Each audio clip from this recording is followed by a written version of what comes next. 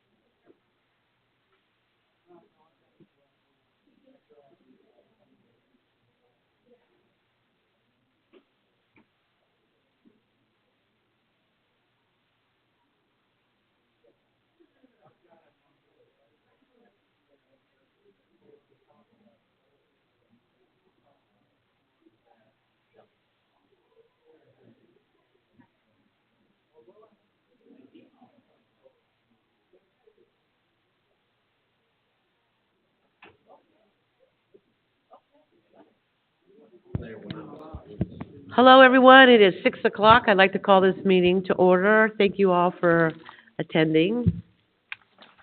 We are going to start out with a poem that Dr. Sterling would like to read, and that will be in lieu of our prayer tonight. So if you just give her your attention for just a couple of minutes.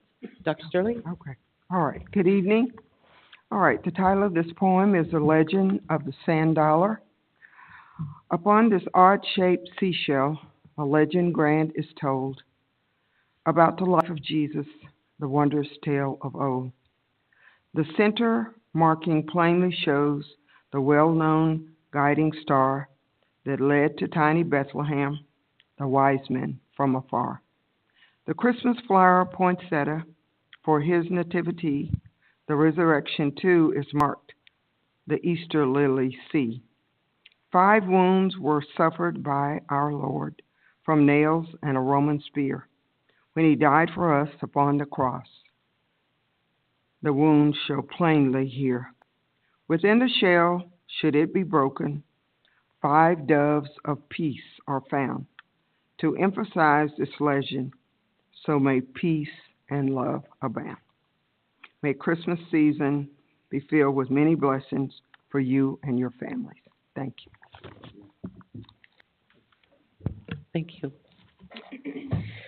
All right. Could I ask you to stand for the Pledge of Allegiance, please? Pledge of Allegiance to the flag of the United States of America, and to the republic for which it stands, one nation, under God, indivisible, with liberty and justice for all.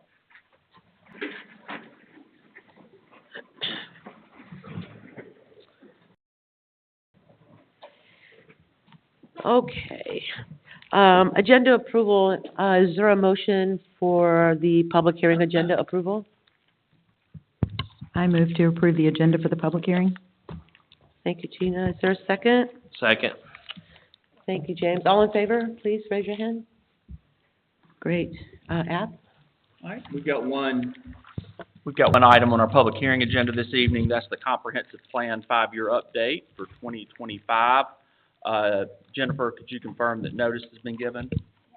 All right, then I'll hereby open that public hearing, and I assume, Jerry, you're going to report on this? All right, Mr. White, Dr. White? Yes, thank you.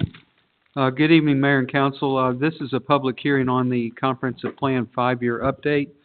We do this obviously every 5 years. The city also annually updates its comprehensive plan to deal with its short-term work program, or also called community work program, and also the capital improvements element for impact fees.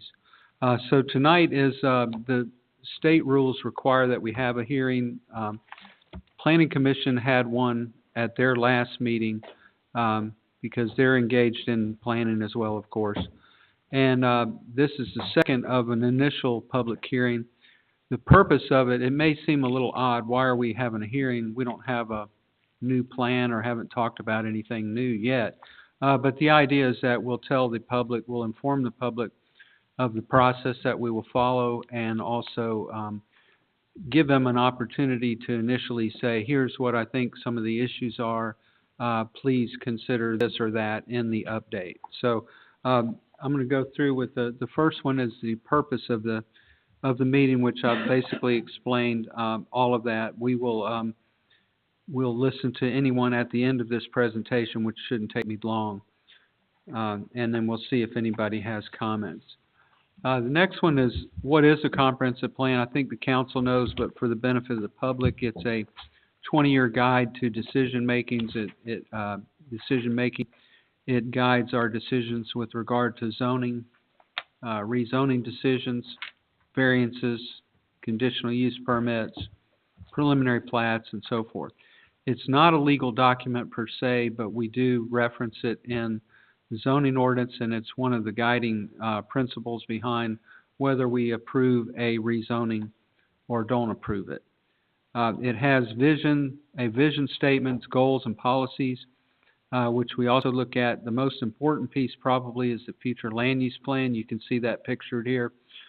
We most recently amended and updated this plan just a few months ago in order to bring the base map update, to put annexations on there. We've got the new projects that we have annexed in, including Tribute and also the Providence Group's project called Aberdeen. The comprehensive plan it has a 5-year program, which is supposed to tell us everything major that the city wants to do in the next 5 years to implement its plans and policies. And of course, we do annually update the comprehensive plan with regard to the impact fee program and also the community work program. So briefly, just so you know, the components that are going to be in the comprehensive plan and that are in the plan now, we've got a goals element, which is vision, goals, and policies. We have what's called a needs and opportunities element. The state likes to see us put in a somewhat succinct fashion, what is it that we really need to focus on in the next 5 years, and that's your opportunities, your needs. They also call this your SWOT analysis. Most everybody knows what that stands for: strengths, weaknesses, opportunities, and threats. Other elements, the work program, as I said, there's a broadband element. That's not really much of anything. The capital improvement element I've already mentioned. We do not have to have an economic development element, but we do have a land use element, and that's required because we have a zoning ordinance. There is no housing element required either. Only for cities that have community development block grant entitlement money do they have to have a housing element. This is not to say that we can't have housing policies, economic development policies. Environmental protection is not an element, but we have environmental protection policies and so forth. Moving on, the process that will follow. This is the first step of several these public hearings. Planning Commission held theirs in November. This is December for the City Council. We have appointed a steering committee. They'll meet. It's up to the committee itself how many times they want to meet, but we envision 5 or 6 meetings over a 5 to 6 month time period. We can also add on other public participation efforts. I've got that shown here a little bit later. I'll cover it briefly. Recommendations will be made by the steering committee and the Planning Commission around the middle of the year, 2025, that's June. We'll have review by the Northeast Georgia Regional Commission and the state once we've submitted a draft for review, and then all of this process will end with adoption no later than October 31st, 2025. That's the city's qualified local government status deadline. The rest of this steering committee, listed on the steering committee, the next slide is, we've got 4 members of this council on the steering committee, and that is by design. One might think, oh, we need citizens to do it, but The idea is that some elected leadership needs to have, weigh in on it and buy into the process. Otherwise, they're not going to vote for it when they get to, see it later in the year. Also, we have a Planning and Zoning Commission and, two members of the Planning and Zoning Commission are on there, as well as one resident and one business owner. Then we also have stakeholders. We need to identify and interview stakeholders. These are people primarily with a big stake, like major property owners obviously have a lot at stake with the land use plan and so forth. But these are some others that we may, as we go along, we may identify and talk to. And the mayor and council have already given us a list of a few people to talk to, which we will. But there may be others as we go along. Next is various techniques. We have a pretty good plan in place right now. We don't need to recreate it from the ground up, but at the same time, we can decide other things that we might want to do to gain participation. I've mentioned the initial hearings in the steering committee and stakeholder interviews.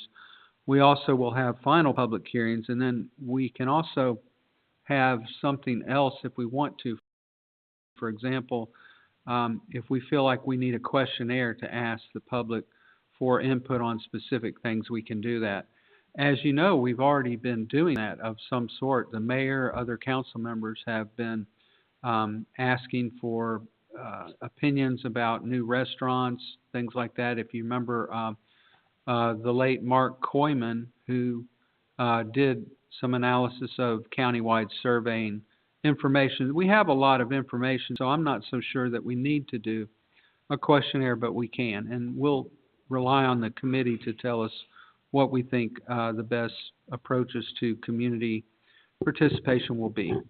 Next is the meeting contents for meetings of the steering committee.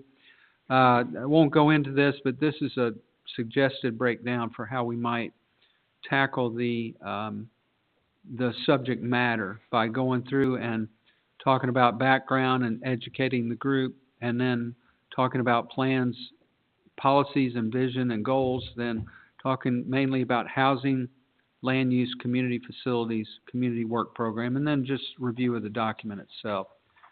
Then finally, this is going to be a little hard for folks to see, but we've got population projections here, and I think everybody realizes how fast we're growing here, which makes this effort all the more important. By the year 2024, we will have a combination of population employment that is something like 23,000 people. About 18,000 of that will be household population, and employment is projected at 4,366 in the year 2044. And then the second table there, table 2, shows you the net increase, which is substantial. I mean, over today's estimated population, the city of Houston's going to add 12,000 people. We're a town of 6,600 or so now, and we will be well over, we'll be up to 18,000, a total increase of 12,000.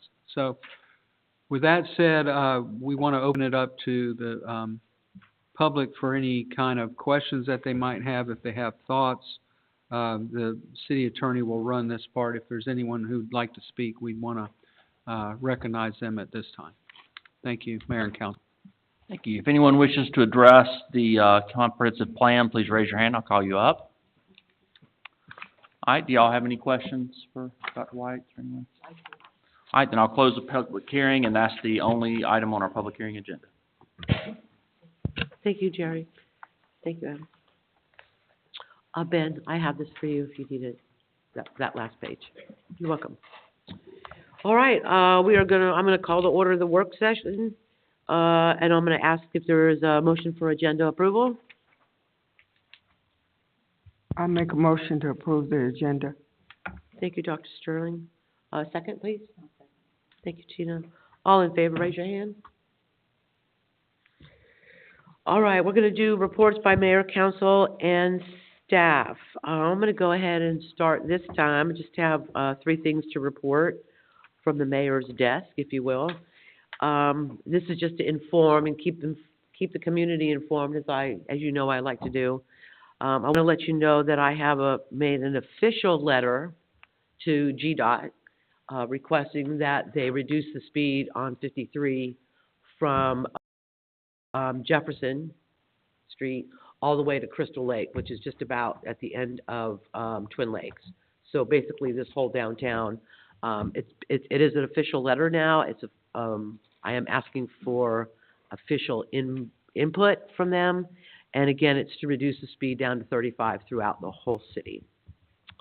The second thing I wanted to inform everybody, which seems to be the topic, certainly on social media and certainly on my phone, I know Jennifer's phone and many other phones, is Georgia Power.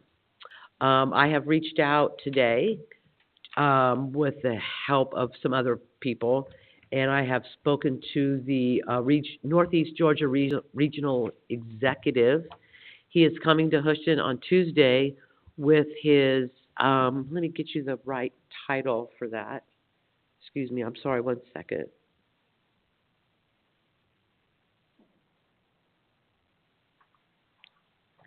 With his power delivery manager.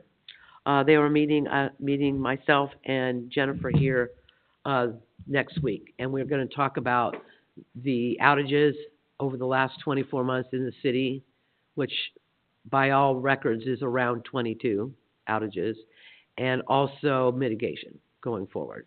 So I will, of course, update everybody after that meeting. And thirdly, Dr. White's talked about it. As you know, I do love surveys. It's very helpful for us to figure out what you want and how to move forward. There is a survey out now. If you recall, about a year ago, the late Dr. Mark Koyman came in here, and he gave us survey results that he did in the county. And part of that survey was, how are your elected officials doing? And the results a year ago were not good. And I promised the city that I would rerun that portion this year. So I have put that survey together. It is out there. The traffic's been low, and I think it's because of the holidays. But I'm asking you, if you haven't, go look at the survey. It's on social media. You can always get it through me or through Jennifer or any of her team.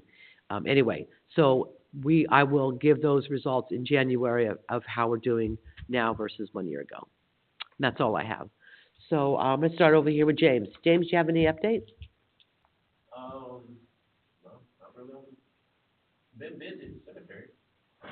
But That's a good thing and a bad thing. good thing and a bad thing. We're selling lots, but that's a good thing. I picked out my place, just so you know. What's that? I picked out my place. Oh, did you? Uh-huh. Yeah, it's all marked up and everything now. Scott, what you got? First and foremost, we did the Jingle Mingle last Friday. I want to thank everybody who participated. Special thanks. She's not here. Where's Tiffany? Special Heidi. thanks to Tiffany, for helping pull it off in the last minute. We probably had about 300 people show up. We were lucky enough to send 7 carloads between trucks and carloads of toys, clothing, blankets, pajamas, you name it. I think we've got it up to Mill Springs, which is south of Lake Lure in North Carolina. We did a fundraiser a little bit with the 358 Club over across the street, raised some money there. And we bought some stuff with it over at Gotta Have It. I want to make sure I try to touch everybody, because I touched everybody the other day, but there wasn't many people here. It was sponsored originally by Rock Hard.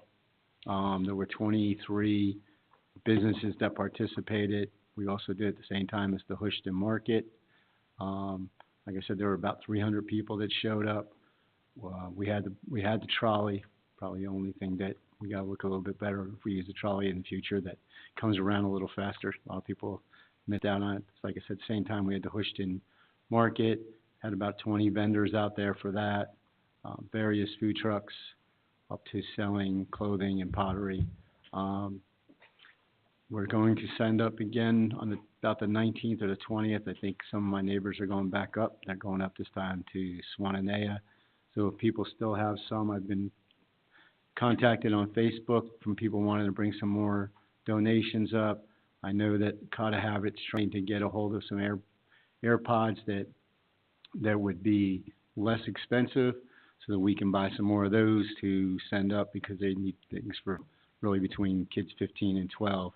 The biggest problem is that we don't need like $100 AirPods because there's not like one. We probably need for 30 to 50 kids. Last time we sent up for like 500 children, whereas what there was in the need for it. I think they did it last night. I do not have pictures, but pretty sure last night they had like a Christmas for the kids up in Mill Springs. It was a blessing, really, honestly. A little too many tears. The mayor was crying. My neighbors were crying. It's not right. You all don't need to make me cry. But we were lucky enough to do it. I can't say enough about the city. I hope we continue in the future that Jingle Mingle becomes our community helping others, whether it's internally in Jackson County or externally like it was this time. Christmas is a time of giving. We're working on hopefully getting our, I can make this announcement, maybe Fox News will hear this. We're hoping that we had the mayor actually was able to get a little video, a little interview. They're asking for Christmas light stuff. We lit our Christmas tree that night. I know next year we are moving it up. The date's going to move up. We're scheduling events much earlier. Kind of got that. Hopefully we'll have that out by the end of January, that the whole event list for the whole year. So that's the first step. Second thing that we're going to do is, Ben, I'll give you a copy of this before you leave. We're going to start 2025, January 16th, which is a Thursday. Mr. Clark, I hope you show up as a business owner in town. Be 2025 Houston Business Networking. For the first time, I know in the past they've had a little coffee and conversations, but the mayor and myself will be out there. It starts at 7:30 in the morning. It is for business people, for as many business owners as we can. I'm working with Jen to get an email out to all the businesses in town. We're calling the first one, excuse my little bit of words here, the BS experience to future growth. And BS doesn't stand for what you all think it does, but it does stand for the ability to come in here, for lack of a better word, bitch a little bit to us, give us a little bit of feedback from what we haven't done right in the past. Some of the stuff we may be able to fix, maybe we can learn from it. Some of the stuff I won't have any say in. I wasn't here 10 years ago, so when somebody tells me somebody didn't get an email back 10 years ago, I'll apologize and move on. So we have an agenda. We're hoping all the businesses can get involved. We would want Houston to feel like, keep a small little piece of heaven, as our mayor has been talking around saying, and get our businesses involved very much so. We need to support the small businesses as the growth keeps on coming here. So that will be on the 16th, 7:30 in the morning. It will be in here. So hopefully, Ben, you can get that out in the newspaper for us too, for the local businesses. And the businesses you've spoken to have been extremely responsive to this idea, correct? Oh, 100%. Actually, we have a meeting tomorrow, one business, you and myself. It was amazing to see how many businesses came and helped out with the Jingle Mingle. It was amazing to see. So I think they're all excited. I think we're getting really now, we'll see later on in the agenda, there's two business owners. One sitting here, one that's been the longest business owner in Houston. We'll be we're going to look at them as being DDA members. I know there's a third one that we're going to meet tomorrow, yourself and I, that would like to be on the DDA also. So that's a good thing. So, Thank you, Scott. no problem. Dr. Sterling? Okay. Good evening. I don't have a report, but I am still promoting the Mayor's Reading Program. I've been to West Jackson Elementary, and I've done many lessons on local government. And if you look in the back, you can see the end product. I talked to the kids about local government. I went a little beyond and talked about state government, but kept it small because I'm talking to kindergarten kids. But we talked about the mayor and what the mayor does. Is the mayor guy or is the mayor girl? And I got all kind of answers. But what we came up with, that the mayor can be a male or female. And so they created their puppets, and I have 2 more classes.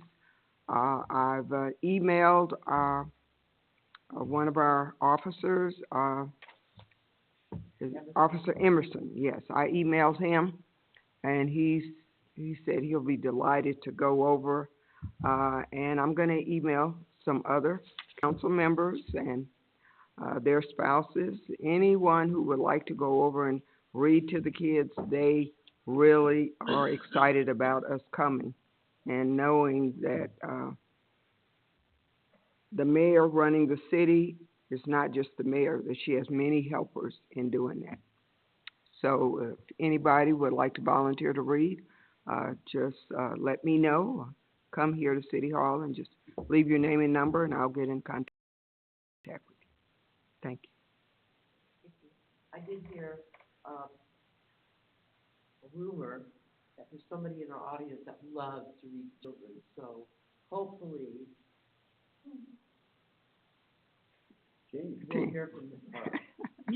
Yeah, that's who I'm talking about. Yeah, yeah, they do. J.B. Brown, everybody, just so you know. Tina? Just a quick rundown, I guess. There hasn't been a lot of activity, but the Oak Street Park is in the budget for next year, so I need to get that RFP out there. I have a funny feeling it'll probably be a 2-phase project, but it's on me to get the RFP out there with my dreams and see how far we can go with it in 2025. The first reports on the Mulberry House came back, and so we've got to move forward on RFPs to get that demolished. That opens up a space in the Mulberry Park project that I have some ideas for that will be added to that project, but that, again, is just future thinking and planning. We voted to accept the matching grant, so I don't know when that'll be dispersed or when actual movement will take place on the park, but we're making progress. It's not entirely visible right now, but we're making progress. Mayor, thank you. Short and sweet, we got 3 projects I've been working on since the last meeting. One of them was with the Public Works Director, Jamie Wheeler. We've been driving the city, looking at streets, which ones we want to repair. We have an LMIG coming up very shortly, so we're going around seeing the best way to spend that money and what we're going to do, and we think we have a proposal for the city. Also working with Jerry Hood on city wells for the future, looking at positioning, where we want to go, how much water we can get, because it is the least expensive kind of water we can possibly get. So we're probably going to go out and tour some places next week and the week after, and have something for the city by early next year. And then finally, as you well know, we did a GMA capital survey. So we'll be turning that into the GMA very soon. Other than that, thank you. Jennifer, before I go to you, I just want to make one more comment that I forgot to mention. Just wanted everybody to know that Barrow County, at their last meeting, they also approved our water agreement. So that's been signed by both parties now. Just wanted to close the loop on that. Jennifer? Thank you, Mayor. So we have been, just like as Tina said, we have, there's a lot of things going behind the scenes that we are working on that we are looking forward to presenting to each and every one of you in 2025. A few things that I have that we have accomplished this month is the city mayor and council approved, purchasing the land for the future city hall and police complex. That's on Peachtree Road. We have signage that has been delivered today. So we are in hopes that you will see that signage on the property. I'm not sure if they're going to be able to do it tomorrow because they have training, but we will have it out next week so that y'all can see exactly where our property that was purchased will be. Mayor and staff have been working on the golf cart ordinance, and we should have that to you all very soon. Mayor Martin and myself has met with Matt Ruppel. Mr. Ruppel is opening the Pasta Master next door, and he is also working for the future development of the Garden, which is at the 29 West Broad Street facility. So we're excited to work with Mr. Ruppel on those two. And then also, Mayor Martin, Councilmember Dave Brown, and myself met with, amongst some of our other staff members, met with the MPO. We are continuing to work on the master traffic plan for the city of Houston, so we are excited about that. And it was approved and by the state, so we are excited to work with closely with them to get that moving.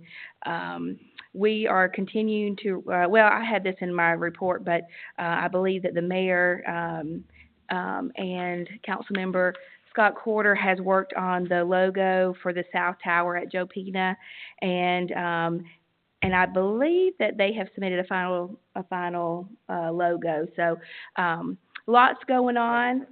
Yes, we're waiting on a couple more of the logistics to go with that, but we are excited that things are moving. A lot of our capital improvement infrastructure is moving. That's things that y'all don't normally, you wouldn't see, but it is moving, and we're excited about the improvements that are happening in the city.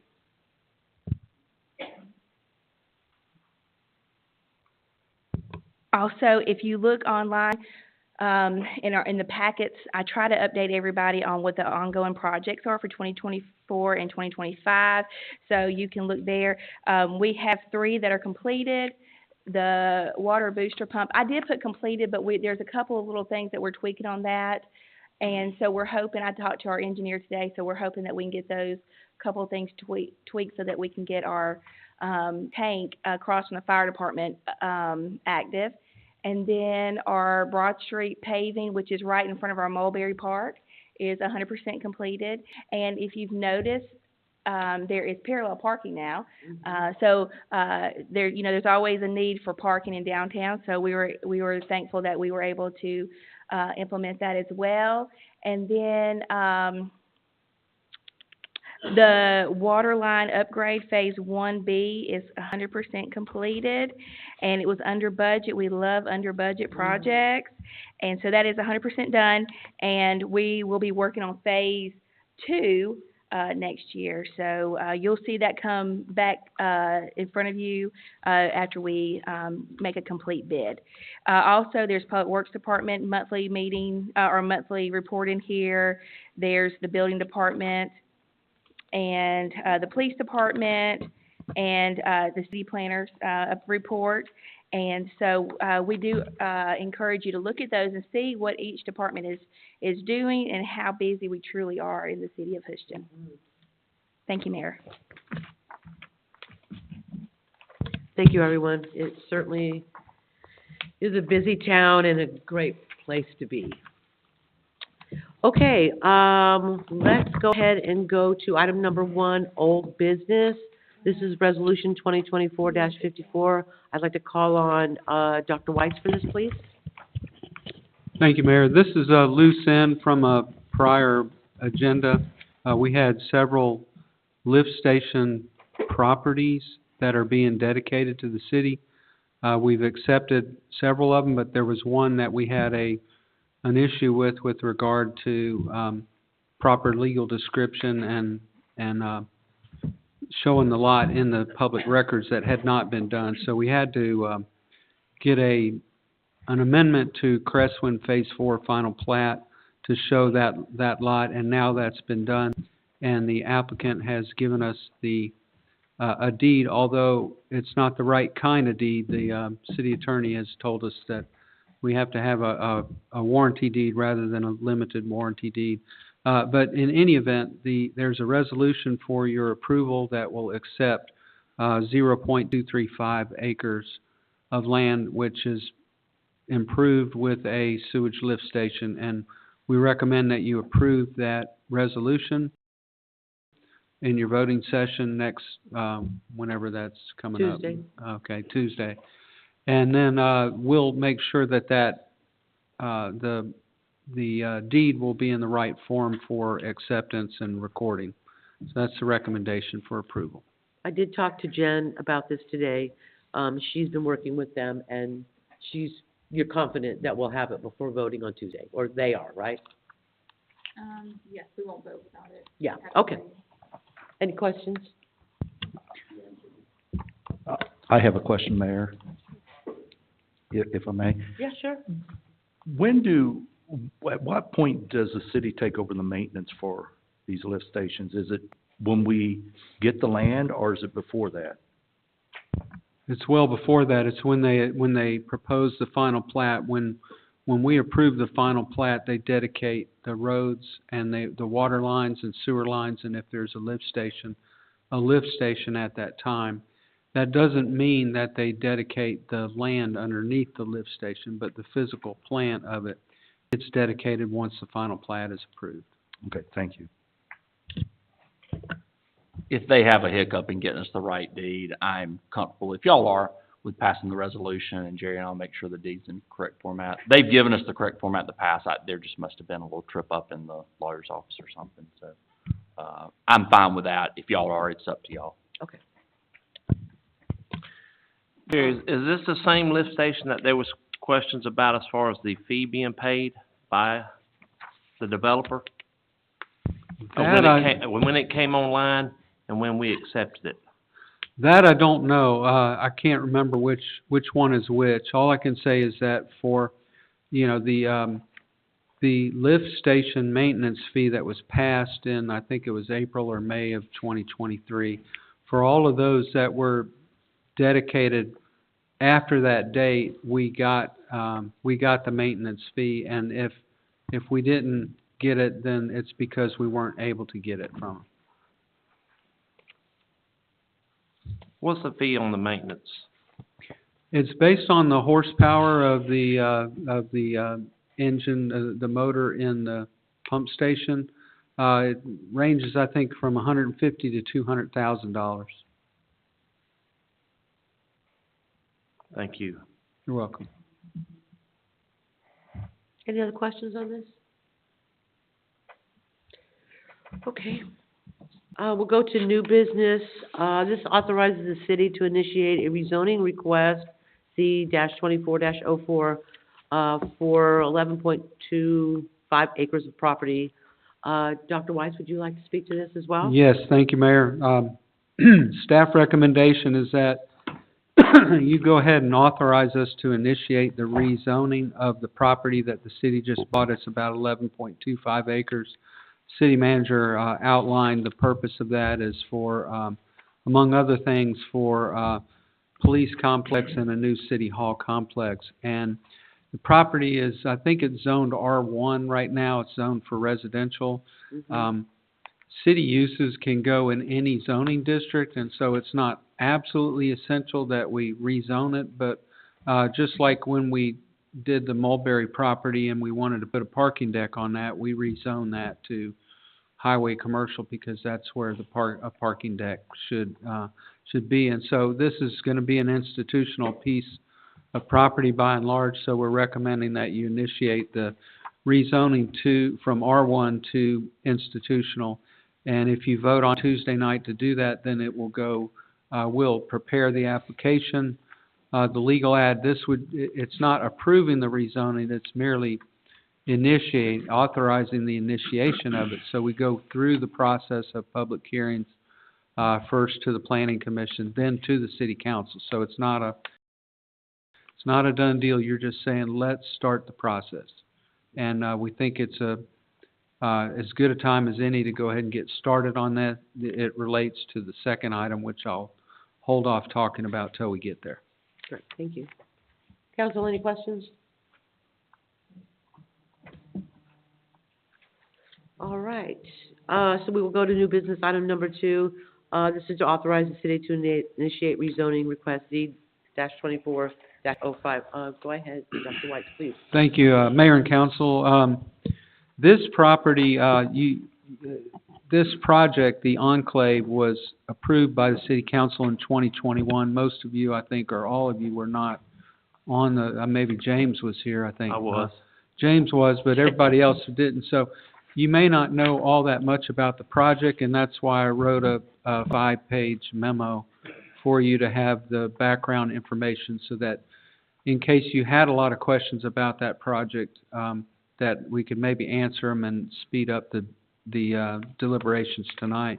But basically, the recommendation is that you authorize the city to initiate a rezoning request which would change conditions of zoning approval on the Enclave project. And the million-dollar question really is, well, why don't you just have the property owner do this? Why does the city need to do that? And we don't have to do it, but this property is abutting the property that we just talked about where the city wants to put a city hall and a police complex with parking for downtown and help create basically a new downtown with a Main Street style downtown. And it's very, in my opinion, it's very exciting that we have this opportunity. I had worked with Dr. Kumar and his group when he asked for my advice, and I gave him a lot of advice, and he took all of my advice when he put together the plan, and that the council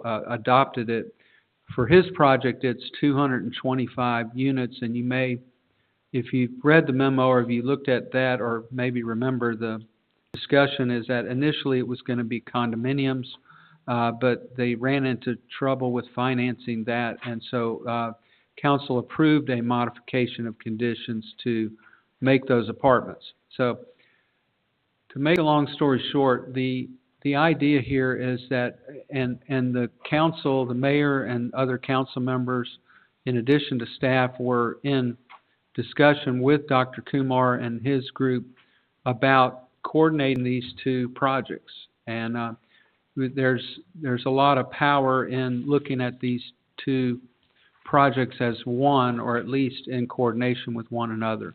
And ultimately, I think one of our objectives is to get to the point where we prepare and adopt a development agreement to basically jointly, simultaneously develop both of these tracks. And that in itself comes with some other issues we can talk about. But basically, tonight we want you on Tuesday to authorize the initiation of the request. And I didn't answer my question, which was why should the city do this rather than the applicant? And that is, with a big project like this, first of all, they're not trying to get more density or more units or anything. Basically, what they're trying to do is flip the land uses. And we've got on the screen there their approved master plan, and it shows that all the commercial is up there on Industrial Avenue, and the apartment buildings are to the south. And basically, as soon as Dr. Kumar and his group realized that the city was going to buy the property to the south, they saw the opportunity to really put two and two together and create a critical mass that could be a downtown Main Street area with commercial buildings. And so Dr. Kumar said, well, why don't we flip the apartment units, put them closer to industrial, and move some of the commercial, not the part that's the little block over to the northeast. That's going to stay exactly like it is. But let me go ahead and switch, if you will, to the other piece. And what the idea was that they'd move the apartment buildings up closer to Industrial Avenue and drop the commercial, most of the commercial part of it to the south. And then that would be adjacent to the city property. And then I don't want to get too long-winded here, but suffice it to say that this plan, the Kumar's group actually did some land planning for us. They took the concept plan that I had put together on how I thought it ought to lay out, and not only did they put it together, but then they added to it with a parking lot. They showed how the parking lot could be developed. And so, we want you to initiate this, the Kumar project because, again, I haven't answered the question I posed, but, the reason for this is that we want to express to the public that we are in a cooperative mode with this developer, that they're right beside this property, and that we have mutual interests. By working together, we can save money, and we can get our project completed faster. We want to move fast on our project. We know the city manager will tell you that we need this. We've already outgrown City Hall, and so we would like to see this whole thing happening as soon as possible. And now I'm excited to say that we have an avenue that we would not be able to proceed with on our own. I don't think that we would have the initiative and the alacrity to move ahead with some of this stuff, but if we have another developer who's experienced in doing this and has a good idea and will work with us, then I think we have a real win-win situation, and that's why we want to express to the public that this is a good project to work with them with. It doesn't mean by initiating the request that we're obligated to approve it. You still go through the process, so it's not an approval. But it is, it's going to take some of the heat off of the owners of that property from having to defend it as, for example, we don't want to relitigate the issue of whether 225 apartments are okay on that site. And if the applicant does that, they're going to be suspicious of what their motives are. They're going to think they're trying to change density and units and everything. And so I would agree at least that it's better for us to initiate that. And we'll do it at the same time with the cities if the council approves it. So I think that that's really everything that I needed to say. Maybe one other point. We do think that we want to recommend a development agreement on the part of this developer and the city.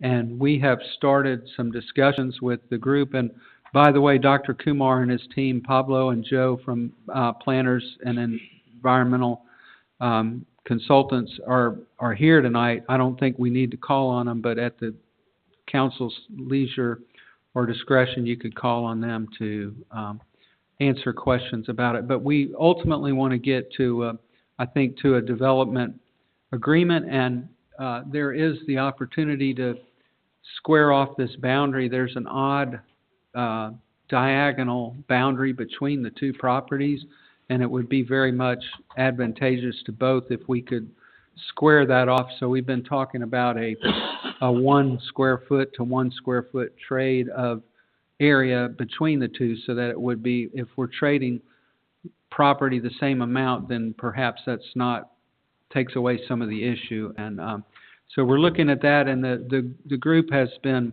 everything I've asked them to do, they've funded it. They funded the master plan, putting this concept onto paper, drawing out the parking lot, and then when I asked them about the boundary line adjustment between the two, they've already done that also. So I feel like we've got momentum, and we've got a real good thing to pursue here, and I'm real excited about it. If the council will proceed with it, we'll initiate the zoning and go from there, and then we'll work on a development agreement. I do know that the city manager has shared with the city attorney the idea that we want to do a development agreement, and he has posed a couple of procedural things that we didn't think about that are not insurmountable, but they may require us to do things like an appraisal, for example, on the property before we do anything. And the assumption also is that we will have the same engineering team for both projects and the same development team. And in order to do that, I understand from the city attorney that we may have to still go through a competitive bidding process. We can't just decide to award something. It's got to go through the proper procedures. And so we will do that, and the expectation would be that group, the group that Kumar's group wants, it will be the most cost-effective because they're doing this other project, and they'll be able to save, they estimate savings by working together of $200,000 to $250,000 for both groups. That's split between two property owners. So anyway, enough said. More detail than you probably need. If you want to know more about the project, it's listed, described in the memo, but I'll be able to answer questions if you have any about it. Council? Just for clarity, which you covered this, so I admit that I'm asking something that I think you've answered, but I wanted to be sure. No increase in the number of units. That's Still correct. 225. Correct. Still Class A apartments. That's right. The total height of 75 feet and 5 floors has already been approved. That's not an increase. That's correct. And so the only change, it just says a change to conditions. And I apologize, I didn't get to read your whole report like I normally do. The only condition is literally the layout. That's the only thing that's changing. Yes. Now, as we go into it a little bit more, by the time you get to this, there may be a little bit of other refinement to it. Like, for example, you're right that the only major change to it is flipping the land uses, but also it means something a little different now for Industrial Boulevard, for example. When that was going to be a commercial corridor, it probably needed more improvement than it would. We put some improvement requirements on it, and now with it being more of a residential corridor, it may be that we revisit some of the conditions. There are some tweaks that we've talked about with conditions, but they're not of substantial public interest, if I can put it that way. I don't think we'll make sure that you realize any kind of changes that are proposed to the conditions. There are some others besides just flipping it, but they're not. There shouldn't be anything that's objectionable, in my opinion. I know 53 is a state road, but are there going to be deceleration lanes or a light there that we know of? At 53 and Industrial,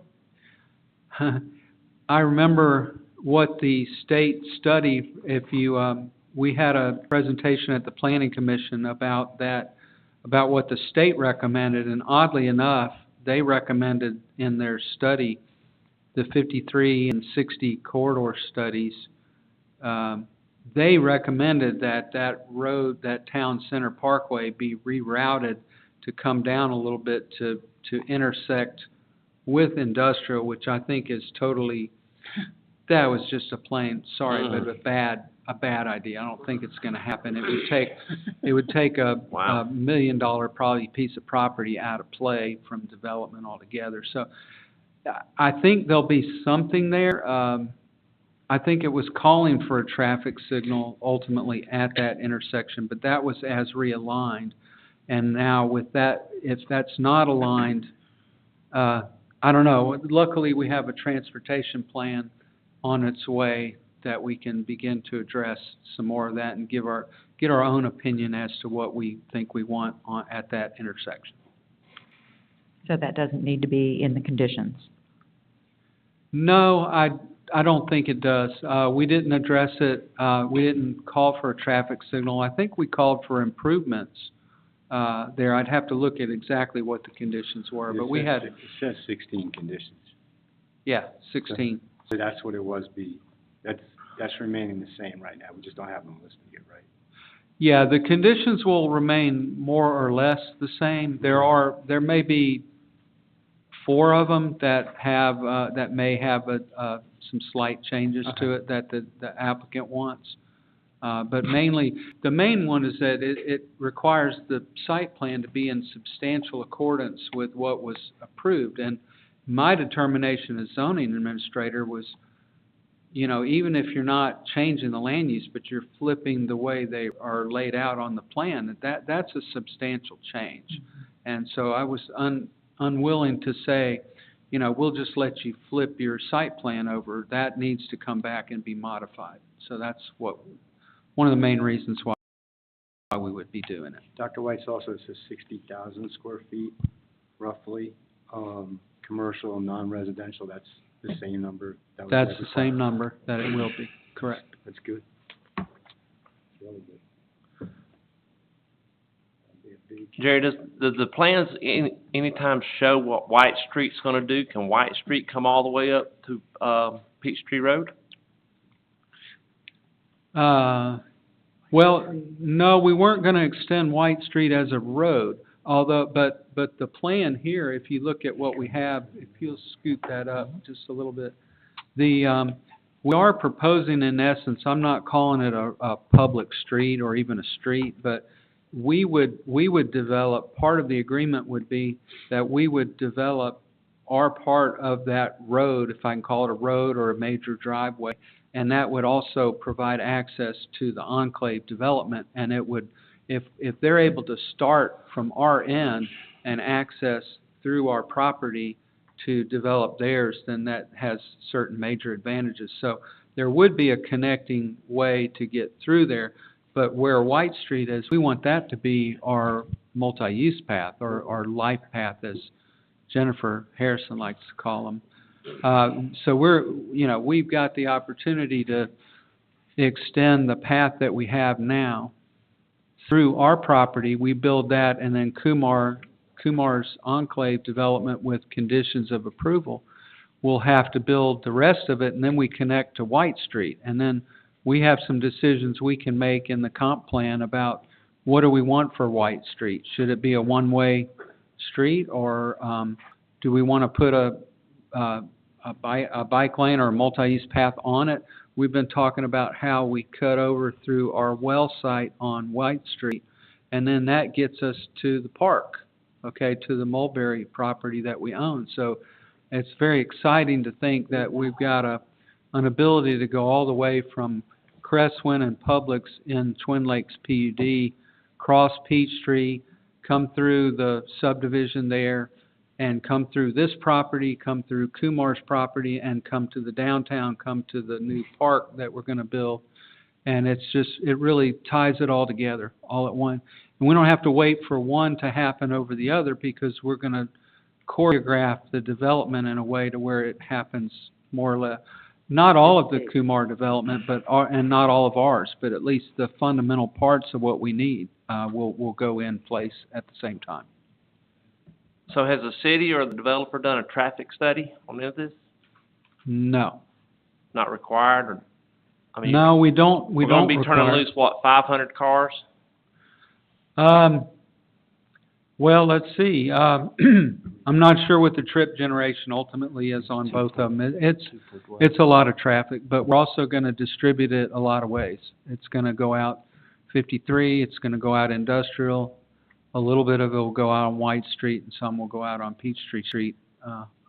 So it'll get distributed. And if you, Jen, if you'll, right there, where our complex is, you'll see that the road, the connectivity will come on Peachtree where the red light will be as well. So that will help flow there.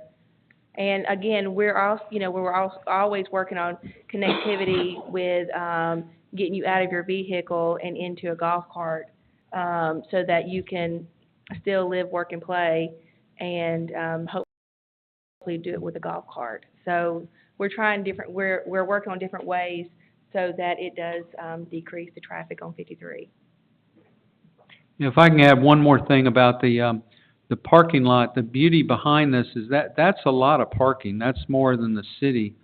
I think it was, Joe, you remember the number, 200 and something spaces?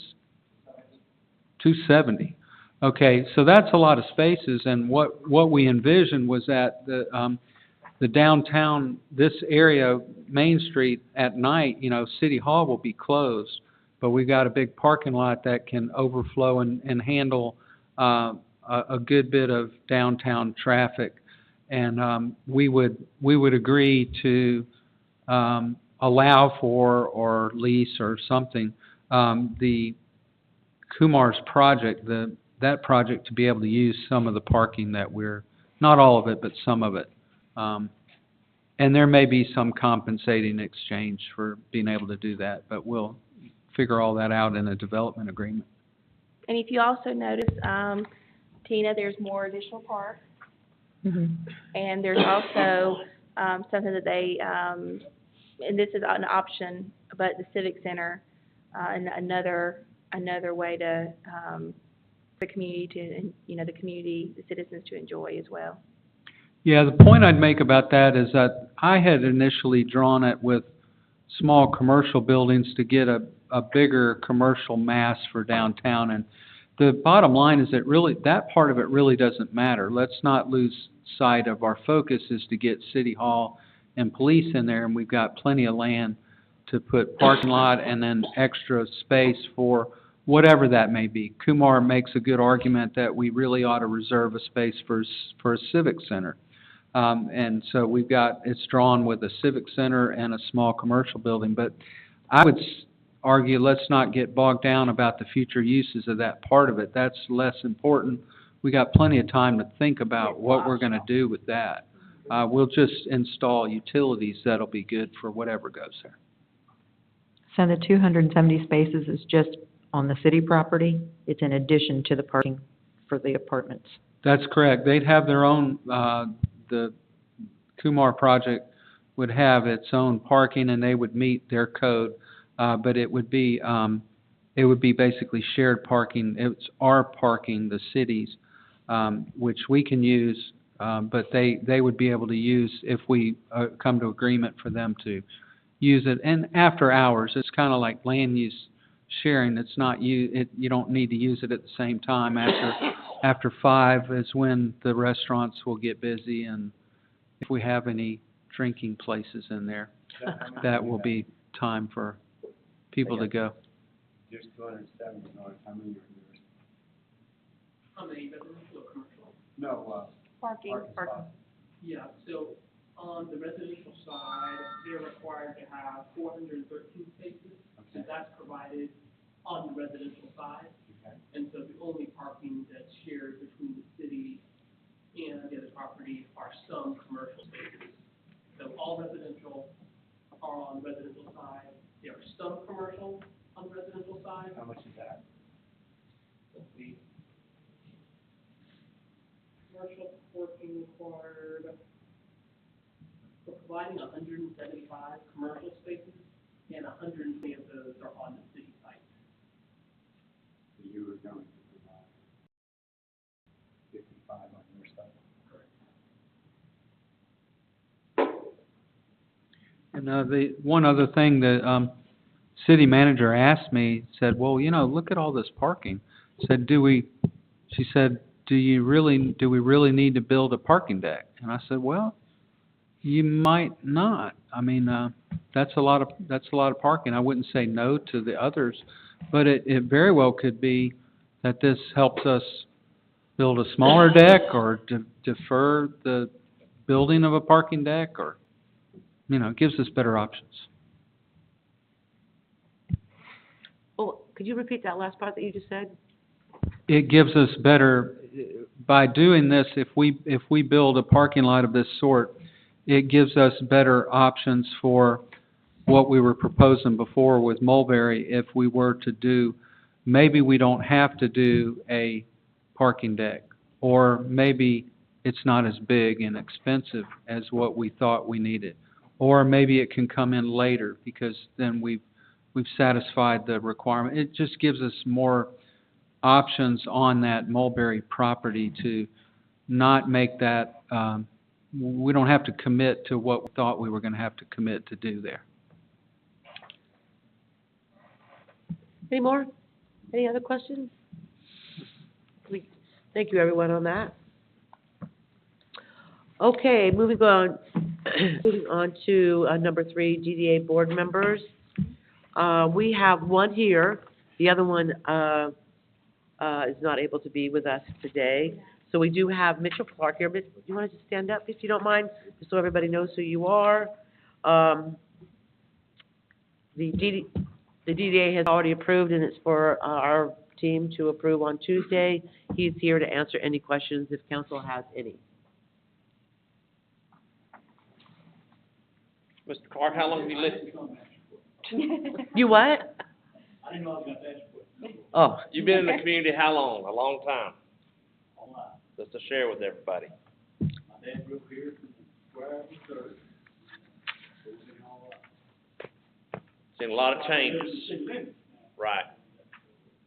A lot of change. I was raised on White Street. A lot of change. Yeah. The unbelievable. Dr. Kumar? I am George for Mr. Clark. Mr. Clark, he has been on for almost 50 years. And he works a lot of real estate and he's got a lot of some stakeholder aspect for DDA and small business owner and big development. And he also, I'd just like to make a comment too, he also approved for his building, which is, we'll call it the Slice Building. It's got beautiful Christmas lights on it now, and, you know, we thank you for doing that with us. Any questions? Okay, the other candidate who is not here today is Mr. Maddox, who owns Cushion Hardware. If you went to the gala, you met him then. If you've been to the hardware store, you know him, and he probably knows you. Unfortunately, he's not here, so you can't ask him any questions, but do you have any for that Dr. Kumar could answer? So there is no question, definitely, I can vouch for Mr. Leonard Maddox. He's here for too long, I can say. And, he represents a small business, and we have all the big boxes that are coming into the town. So we want to keep on the networking of all the small businesses, council and the corporate is taking the initiative.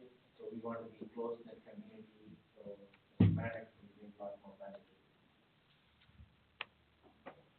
Lee has been here longer than me. That's He's his- older. I was gonna say, he's older, right? He's older. Any questions? Anybody? Okay, great. All right, let's move on to item number 4. This is the personnel policy update, paid time off. I always like paid time off. I'm gonna defer to Jen to talk about this. Thank you, Mayor. So the real changes that you see, proposed in front of you would, presently, employees are allowed to cash out PTO a maximum of 4 times per year. The finance payroll department has asked that we reduce that, the number of times that employees can cash out, accumulated PTO to 2 times per year, once in the first 6 months of the year and once in the second 6 months of the year maximum. And also, it's been requested just to keep the budget in check and also, I guess, encourage employees to actually use PTO for vacation time or just however they need to. It's recommended to reduce the number of hours that employees may cash out from 80 hours per request to 40 hours. So currently the minimum is 20 hours that they would need to request at a time, and that remains the same. So it would just go from, they would be, sorry, they'd be requesting between 20 hours and 40 hours per check, and then that helps keep the budget where it should be as far as employee pay, and reducing the number of times helps keep Tiffany less busy. Yes, and calm. Yeah. It helps keep Tiffany calm. That's always good. How many employees for the total city? We have 18 at the moment. 18?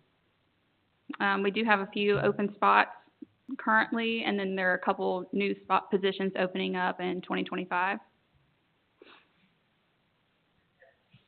Looking for a Thank you. job, James? Nope. Okay, just thought I'd ask. Watching the money roll out. Yep, that's the approved budget that we just done. Mm-hmm. Any other questions? Okay, we'll move on to item number 5. This is the water and sewer connection, also known now as system development fees. This team, in our retreat in September, requested, that our city look at our current fees. Specifically, we wanted to look at, sewer and water fees. We have now gotten some data back that, our fees are low. And so, I'll go through a couple of changes on the fees. On the water fee, we currently are at $3,000. We are going to $4,600 if approved on Tuesday. The sewer fees, we are currently at $6,000. We are, going to $8,800. I would like to explain a little bit about that, just so you, understand. It's also in the letter, page 4 of the letter that we received with our packet. For us to go to a 2.0, as we all know, is about $51 million. And in order for us, so really what that means is per gallon, it's $35.17. And we are not going to make the citizens that live here pay for that.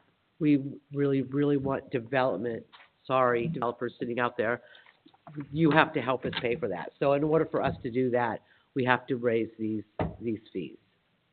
Dave, did I miss any major point there? Thank you. Anybody have any questions about that? Okay, great. Does anybody? If anyone wishes to address the mayor and council this evening about any issue, please raise your hand and I'll call you up. Seeing no hands, I'll turn it back over to you, Madam Mayor. And we do need an executive session for real estate and litigation. Okay. Before I ask for a motion to go into executive session, I just want to make three quick announcements, and I'll make the motion, okay? Sure. Upcoming events, December 17th is our voting session. That's next Tuesday. The 18th is the planning and zoning, which on that agenda is conditions for plan of a daycare. Also, December 19th, that's community conversations. I really want to try to get that out there, people to attend. That is on mental health awareness. And Judge Ben Green, who is our magistrate judge, will be doing that with also Jessica Green. And we will have a special guest, Takari. He's a young teenage gentleman who has gone through this and is on the other side. And he has a beautiful story. And I really hope that you, your family, and the community is able to attend that. It's also the last day Judge Green will be with the city of Houston. So we also want to thank him for being our judge over the last, how many years? 2 years. Okay, with that, I'd like to make a motion to go in executive for real estate. Is there a second? I second. Thank you. Who seconded? All in favor, raise your hand. All right, we'll be back shortly.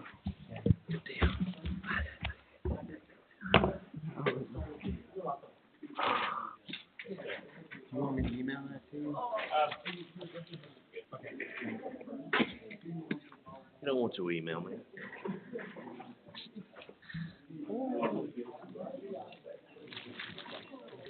Yep. Oh, We'll be going down the road. And if you're charging that, that's okay, but if you don't have pressure, we don't have water pressure.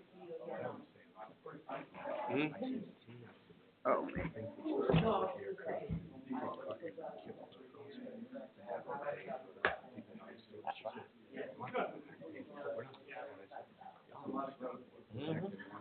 Exactly right. Why shouldn't they pay? We're all paying. That's what I said.